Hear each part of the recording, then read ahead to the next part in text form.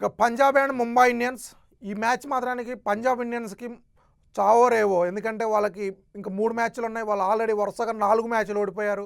ఈ మ్యాచ్ ఖచ్చితంగా గెలవాలి వాళ్ళు క్వాలిఫై అవ్వాలంటే. అండ్ నెక్స్ట్ మ్యాచ్ మాత్రానికి ఆర్సీబీతో ఉంది. అది చాలా టఫ్గా ఉంటుంది, ఎందుకంటే ఆల్రెడీ వాళ్ళు ఆర్సీబీ టాప్ 1లో ఉన్నారు కాబట్టి.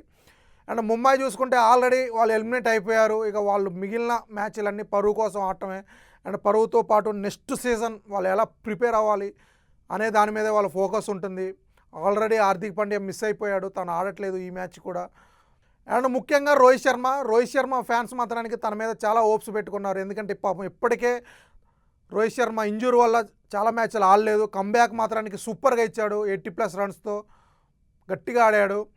అండ్ నిన్న విరాట్ కోహ్లీ సెంచరీ కొట్టాడు. సో అలాగే రోహిత్ శర్మ కూడా సెంచరీతో కంబ్యాక్ ఇవ్వాలని రోహిత్ ఫ్యాన్స్ అంతా కోరుకుంటున్నారు. ఎందుకంటే మిగిలిన 4 మ్యాచ్లు రోహిత్ శర్మ ఎంత గట్టిగా ఆడినా టీం అయితే క్వాలిఫై అవ్వదు కాబట్టి అట్లీస్ట్ ఫ్యాన్స్ కోసం అన్న తను సెంచరీలు కొట్టాలి. మిగిలిన 3 మ్యాచ్ల్లో కనీసం 1-2 సెంచరీలు కొడితే ఫ్యాన్స్ హ్యాపీగా ఫీల్ అవుతారు. ఇక అలాగే సూర్యకుమార్ యాదవ్ తను ఈ సీజన్ మాత్రానికి కంటిన్యూస్గా వరుసగా ఫెయిల్ అవుతున్నాడు. ఒకే ఒక మ్యాచ్ 50 రన్స్ కొట్టాడు.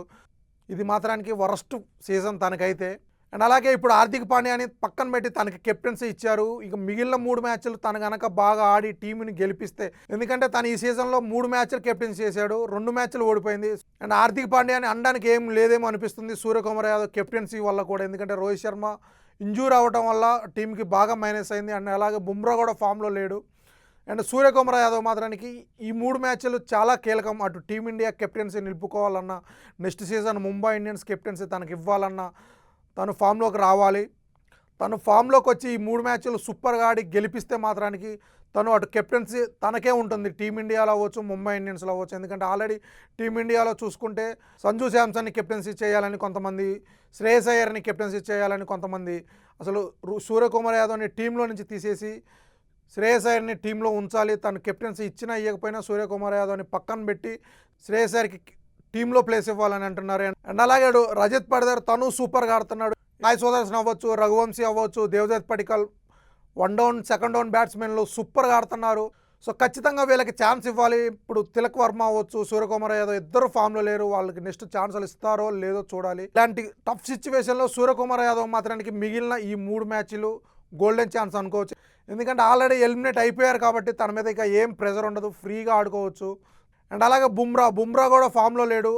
ఈ 3 మ్యాచ్లు ఫామ్లో అందుకుంటే నెక్స్ట్ తను టీమిండియాకి అదే కంటిన్యూ చేయొచ్చు. తను ఫామ్లోకి రావాలని ఓన్లీ ముంబై ఇండియన్స్ ఫ్యాన్సే కాదు, ప్రతి ఇండియన్ క్రికెట్ లవర్ కోరుకుంటున్నాడు. చూడాలి మరి ఏం జరుగుతుందో. ఇక పంజాబ్ చూసుకుంటే ఫస్ట్లో రెచ్చిపోయారు. ఫస్ట్లో 7 మ్యాచెస్లో 6 విన్స్తో టాప్లోకి దూసుకెళ్లారు. ఆ తర్వాత వరుసగా 4 మ్యాచ్లు ఓడిపోయారు. ఇప్పుడు వాళ్ళు అసలు మిగిలిన మ్యాచ్లు గెలవకపోతే క్వాలిఫై అవ్వలేని పరిస్థితిలో ఉన్నారు. And young players Arya and Prabhsimran వాళ్ళిద్దరు బాగా ఆడుతున్నారు. వాళ్ళిద్దరు కనుక ఫెయిల్ అవుతే మిగిలిన టీం మాత్రానికి ఫెయిల్ అవుతుంది. అండ్ కూపర్ అప్పుడప్పుడు ఆడుతున్నాడు, అండ్ శ్రేయస్ అయ్యర్ అప్పుడప్పుడు ఆడుతున్నాడు. వాళ్ళిద్దరు మాత్రానికి కంటిన్యూస్గా ఆడుతున్నారు. వాళ్ళిద్దరి మీదనే టీం అంతా డిపెండ్ అయి ఉంది. ఇక మిడిల్ ఆర్డర్ ఈ 4గురిని పక్కన పెడితే మిడిల్ ఆర్డర్ స్టోనీస్ ఒక్క ఇన్నింగ్స్ బాగా ఆడాడు, మిగిలిన అన్ని ఫెయిల్ అయ్యాడు. శశాంక్ అయితే అట్రప్లాఫ్ అవుతున్నాడు, బ్యాటింగ్ అట్రప్లాఫ్ అవుతున్నాడు. ఇక ఫీల్డింగ్ గురించి అయితే చెప్పాల్సిన అవసరం లేదు. ఇప్పటికే 10 క్యాచ్లు మిస్ చేశాడు తను ఈ సీజన్లో. అసలు ఈ 4 మ్యాచ్లు ఓడిపోవడానికి మెయిన్ రీజన్ బ్యాటింగ్, బౌలింగ్ కాదు, ఓన్లీ ఫీల్డింగ్. అది కూడా శశాంత్ సింగ్ ఫీల్డింగ్ అంత వరస్ట్ ఫీల్డింగ్ చేశాడు. తను ఫెయిల్ అవుతున్నాడని పక్కన కూడా పెట్టారు, మళ్ళీ తీసుకొచ్చిన తను మళ్ళీ క్యాచెస్ మిస్ చేస్తున్నాడు. ఇక బౌలింగ్ చూసుకుంటే ఓన్లీ హర్షదీప్, చాహల్ వాళ్ళిద్దరు మాత్రమే సూపర్ చేస్తున్నారు. సో మిగిలిన జాన్సేన్ అవ్వచ్చు, విజయ్ కుమార్ అవ్వచ్చు, అందరూ రన్స్ బాగా ఇస్తున్నారు. అండ్ ఇంకోటి చూసుకుంటే వాళ్ళు అసలుకి ఆ ఇద్దరు బౌలర్స్ తప్పించి మిగిలిన బౌలర్స్ని మ్యాచ్కి మారుస్తూనే ఉన్నారు. మధ్యలో ఫర్గన్సన్ వచ్చాడు, తన్ని తీసి పక్కన పెట్టారు. కొన్ని మ్యాచ్లు హర్పిత్ ఆడాడు, కొన్ని మ్యాచ్లు యష్ ఠాకూర్ ఆడారు. సో బౌలింగ్ మాత్రానికి ఒక 2-3 తప్పించి మిగిలిన బౌలర్స్ అంతా ఫెయిల్ అయ్యారు. అందువల్ల బౌలింగ్ చేంజెస్ వాళ్ళు చాలా చేశారు ఇప్పటికే.